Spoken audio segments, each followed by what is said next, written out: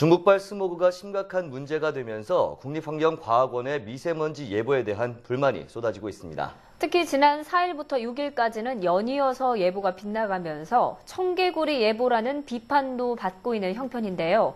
미세먼지 예보 정말 그렇게 어려운 건지 자세히 알아보겠습니다. 서강대학교의 이덕환 교수 나와 계십니다. 안녕하세요. 네, 안녕하세요. 안녕하세요. 네, 우선 미세먼지 예보는 어떤 거고 또 어디서 예보를 하는 건가요? 예, 그 미세먼지가 이제 중국발 스모그 때문에 아주 심각한 문제가 되고 있죠. 네. 그 미세먼지에 대한 예보는 환경부 산하의 국립과학환경원이라는 환경과학원이라는 데에서 지금 주도를 해서 하고 있습니다. 보통 이제 기상청이 할 거라고들 생각하실 텐데, 환경과학원에서 하고 있습니다.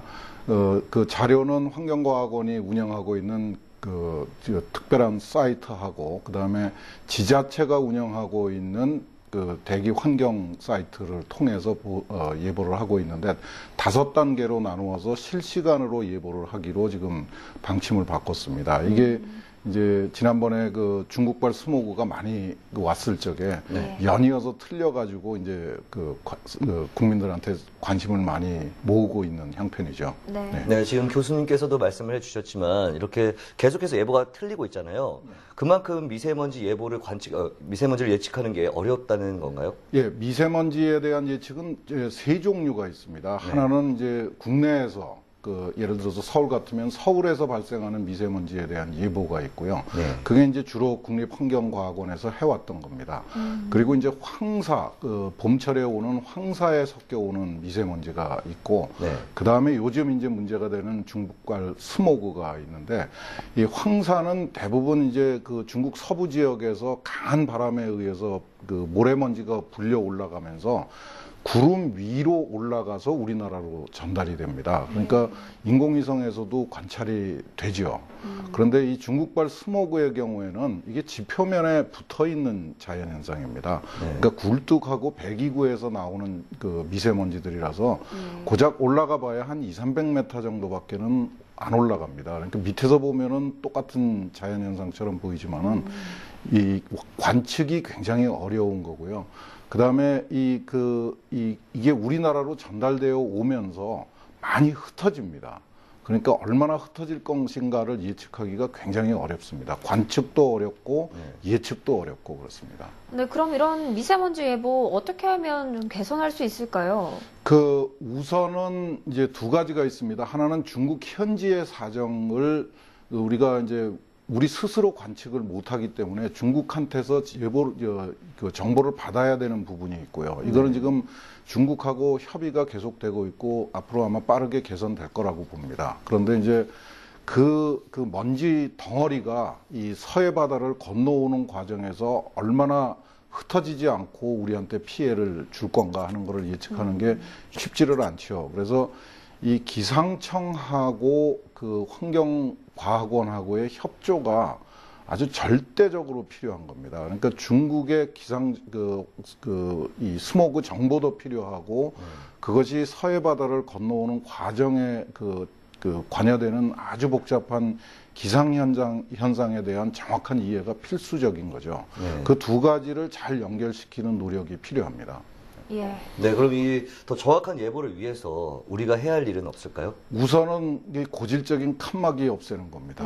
같은 환경부 산하기관인데 둘이 협조가 안 되고 있는 걸로 알려져 있습니다. 환경과학원이 그 예보 프로그램을 개발을 하는데 기상청의 자료를 넘겨받지 못하는 걸로 알려져 있습니다. 이건 정말 고질적인 문제고요. 그러니까 두 가지입니다. 하나는 중국 쪽에서 협조를 받는 거하고 우리 내부에서 그 칸막이를 제거해서 정말 우리가 활용할 수 있는 모든 자원을 다 활용할 수 있도록 만드는 게 굉장히 중요하죠. 그렇겠네요. 그러면 중국발 스모그에 대한 실질적인 대책은 어떤 게 있을까요? 참 안타깝습니다. 일부에서는 이게 요즘 이제 문제가 되고 있는 게 PM2.5라고 그래서 초미세먼지, 아주 작은 알갱이들이 문제가 되는데 이게 뭐 중국의 그 굴뚝이나 그 자동차 배기구가 뭐 특별히 달라진 거는 아니고요. 옛날에도 문제가 됐던 겁니다. 그런데 이제 그전에는 굵은 먼지들이 더 많이 있었기 때문에 그리고 관찰이 힘들었기 때문에 우리가 별로 신경을 안 쓰던 거고요. 이 중국에서 오는 거는 이 지표면을 따라서 오는 거기 때문에 굵은 먼지들은 다 그 중국 땅에 떨어지거나 서해 바다에 떨어지고 정말 미세먼지만 우리나라로 넘어오는 겁니다. 그래서 이게 새로운 현상은 아니고 옛날부터 있었던 건데 이제 지금 상황이 바뀌면서 우리한테 관심의 대상이 된 거고요. 이게 아주 참 난처한 이야기인데 대책이 없습니다. 해결책은 중국이 빨리 경제 성장을 해가지고 좀 그 품질이 좋은 연료를 쓰는 겁니다. 지금 문제가 되는 거는 중국이 사용하는 저질 무연탄. 이 뭉치지도 않고 그냥 이렇게 그 난로 속에다 그냥 넣어서 가루로 넣어서 쓰는 저질 무연탄하고 그 다음에 자동차 연료가 굉장히 품질이 안 좋습니다. 그걸 빨리 개선을 해야 되는데 이게 그 경제력하고 아주 직접적으로 연결되어 있습니다. 그 사회가 부담을 할 수 없는 그 상황이기 때문에 빨리 중국 경제가 좋아져서 중국이 이 연료 개선을 할 수 있도록 그렇게 기대를 하는 수밖에는 그야말로 속수무책입니다. 네, 그렇군요. 네. 한 가지 더 궁금해지는 게 그렇다면 중국에서는 지금 어떤 노력들을 하고 있는지. 중국에서도 노력을 굉장히 많이 하고 있습니다. 네. 지난 올림픽 때부터 네. 그 중국 특히 그 북경을 중심으로 해서 연료를 개선하기 위한 노력도 굉장히 많이 하고 네. 자동차의 그 배기가스 기준도 강화를 하고 있습니다. 근데 이게 하루아침에 되는 일이 아니기 때문에 문제입니다. 그렇죠. 더 많은 투자가 필요하고 더 많은 노력이 필요하기 때문에 아주 골치 아프게 우리로서는 정말 안타까운 일이죠. 예. 네.